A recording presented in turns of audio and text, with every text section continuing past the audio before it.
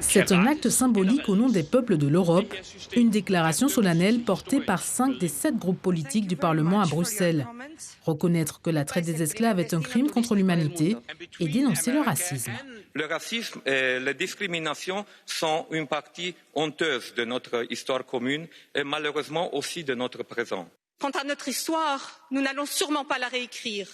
Nous ne pouvons pas, en tant qu'êtres humains, non, nous ne pouvons pas ne pas aussi avoir honte.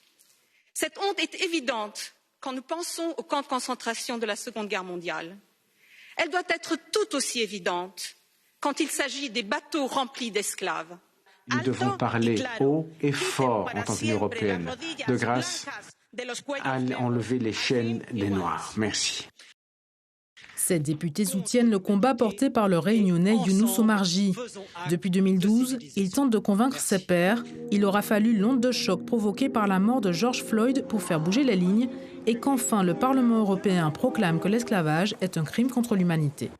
Très attendu des afrodescendants, qui sont par millions en Europe, très attendu évidemment des ultramarins, mais je crois que c'est nécessaire pour l'ensemble des citoyens européens, parce qu'il faut connaître cette histoire pour pouvoir extirper les racines du racisme. La lutte contre le racisme arrive aussi à l'agenda de la Commission européenne. Sa présidente s'y est engagée. Il est grand temps de faire plus qu'écouter, plus que condamner. Il est temps de parler du racisme ouvertement et honnêtement. Ce n'est pas la première fois que des parlementaires européens tentent de faire reconnaître l'esclavage comme crime contre l'humanité.